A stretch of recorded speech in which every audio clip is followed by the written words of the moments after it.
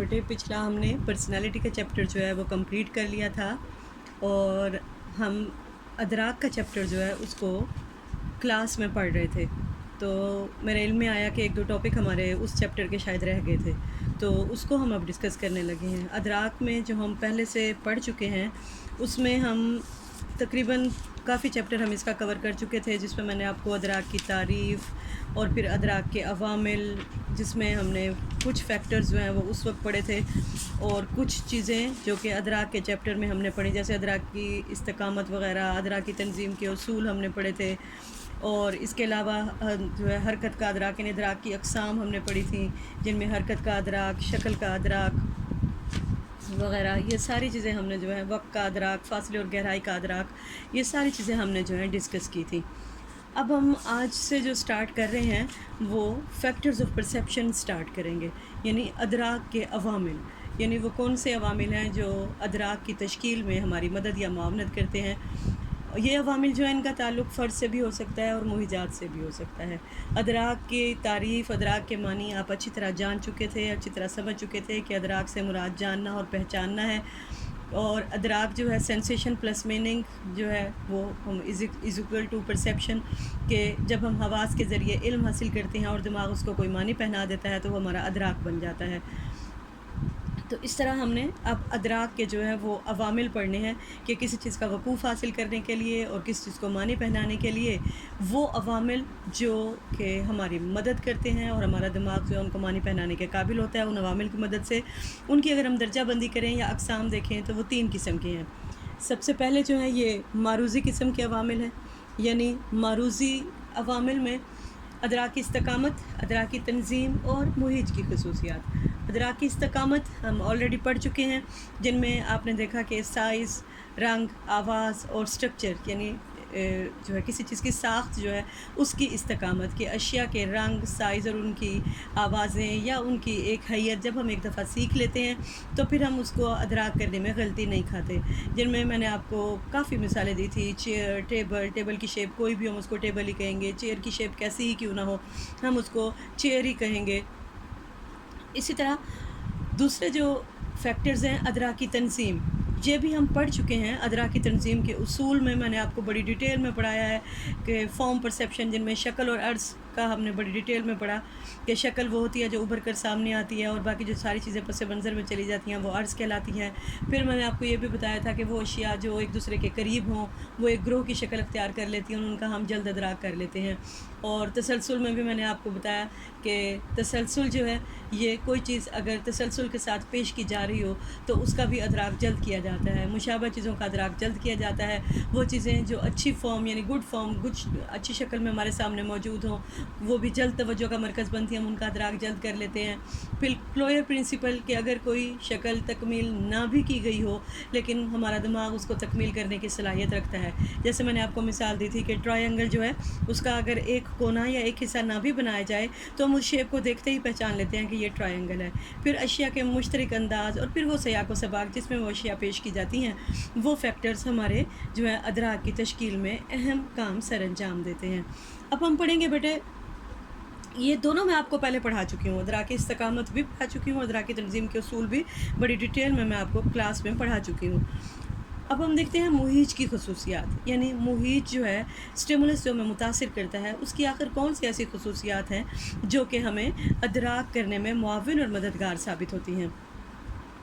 اور یہ معروضی فیکٹر کو ہم عموماً محیطی خصوصیات بھی کہہ سکتے ہیں.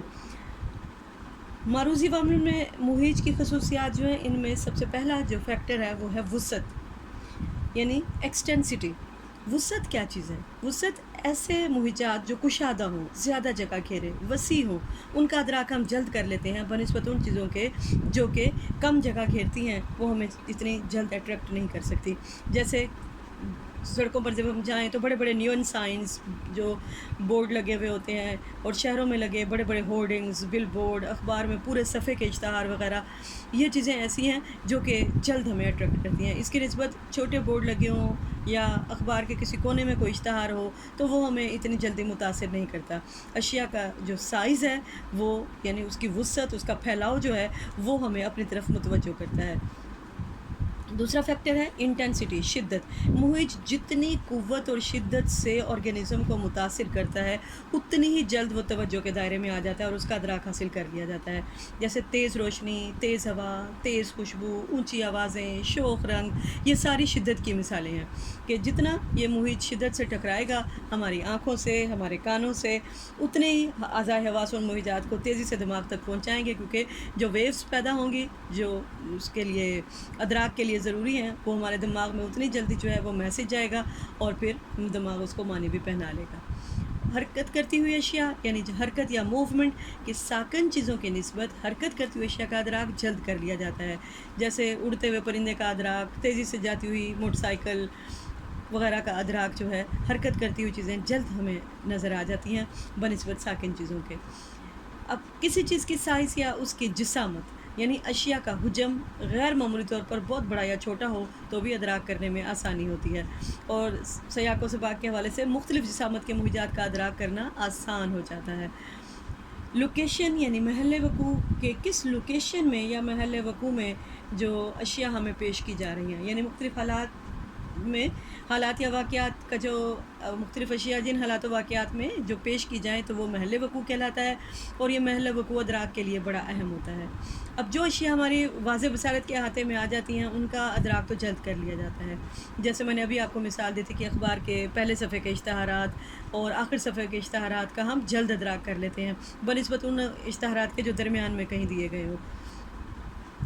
کنٹراسٹ یعنی تضاد،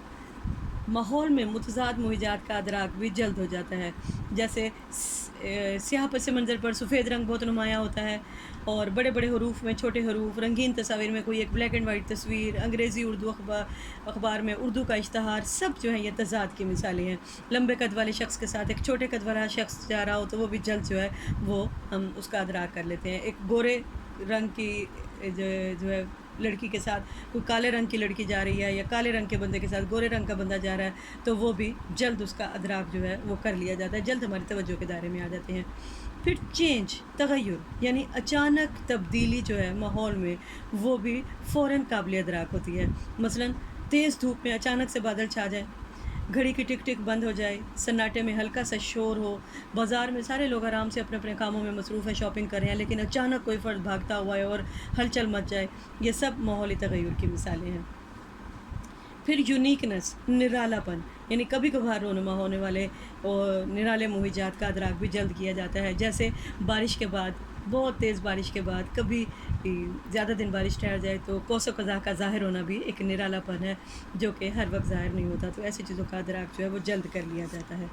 اب ہم نے ابھی پڑھے معروضی فیکٹرز یعنی آبجیکٹیو فیکٹرز، یہ وہ آبجیکٹیو فیکٹرز ہیں جن کا تعلق محیط کے ساتھ ہوتا ہے، بیرونی عوامل کے ساتھ ہوتا ہے، اس لیے ہم ان کو یعنی وہ عوامل جو خارجی عوامل کہلاتے ہیں اور ادراک کا سبب بنتے ہیں، اور یہ وہ عوامل ہیں جن کا تعلق محیط کی خصوصیات کے ساتھ ہے یا بیرونی ماحول کے ساتھ ہے۔ اب ہم سیکنڈ فیکٹرز جو ہیں وہ سٹارٹ کریں گے، اور سیکنڈ فیکٹر